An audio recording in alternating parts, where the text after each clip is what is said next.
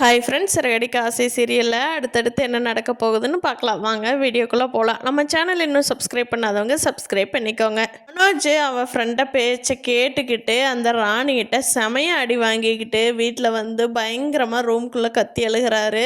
அந்த சவுண்டு கேட்ட ரவியும் முத்து, டே இவனுக்கு எதுவும் பிரச்சனையாடா, நம்ம போய் என்னன்னு கேட்போமாடா அப்படின்னு சொல்லி போய் கேட்குறப்போ மனோஜ் அவர்னால மனசுக்குள்ளே எதையும் வச்சுக்க முடியாமல் உண்மையெல்லாம் கொட்டிடுறாரு. அப்போ முத்து சொல்கிறாரு, டே நான் அன்னைக்கே போலீஸ்கிட்ட போகலான்னு சொன்னேன்ல, உன்னோட ஒய்ஃப் பேச்சை கேட்டுக்கிட்டு நீங்கள் தான் கமெண்ட் இருந்துட்டீங்க, அப்போவே போலீஸ்கிட்ட போயிருந்தேன் இந்த பிரச்சனையே முடிஞ்சிருக்குண்டா அப்படின்னு சொல்லி சொல்கிறாரு. இதுக்கு மனோஜ், இல்லைடா இப்போ சரிடா போகிறது போட்டு இப்போ நான் என்னடா பண்ணிட்டு என் ஷோரூம் மொத்தமாக அவளே பிடிங்குவானாட்டிருக்கு அப்படின்னு சொல்கிறாங்க. ரவியும் முத்தும் பிளான் பண்ணி ஹோட்டலுக்கு வர சொல்லி ஒரு டீல் பேசலான்டா, அதை நம்ம வீடியோ எடுத்து வச்சுக்கிட்டு இது பண்ணிக்கலாம் அப்படின்னு சொல்லி பிளான் பண்ணுறாங்க.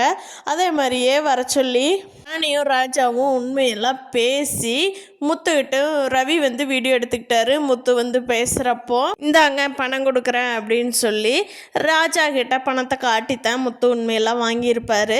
சரி நாங்கள் கிளம்புறோம், அந்த பேக்கை கொடுங்கன்னு ராஜா கேட்குறப்போ, எங்கே கிளம்புறீங்க, உங்களதெல்லாம் உண்மையெல்லாம் வீடியோ எடுத்து வச்சுக்கிட்டாச்சு, இந்த பணத்துலேருந்து சல்லி காசு கூட கிடைக்காது, அது இல்லாமல் இது வரைக்கும் மனோஜ்கிட்ட இருந்து நான் இங்கே பிடுங்குனீங்கள அதெல்லாம் வட்டியோடு எடுத்து வைங்க, இல்லைன்னா போலீஸ்கிட்ட நீங்கள் என்ன போகிறது, நானே இப்போ ஃபோன் பண்ணுறேன், போலீஸ் இங்கே வந்து கொத்த தூக்கிட்டு போயிடுவாங்கன்னு பேசுகிறாங்க.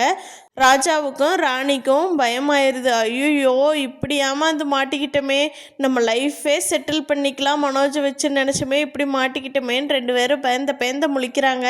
ஒரு வழியா மனோஜை முத்து தான் இந்த பிரச்சனையிலிருந்து காப்பாற்றுறாரு. போலீஸ்கிட்டையும் பிடிச்சி கொடுத்துட்றாங்க ராஜா ராணியை.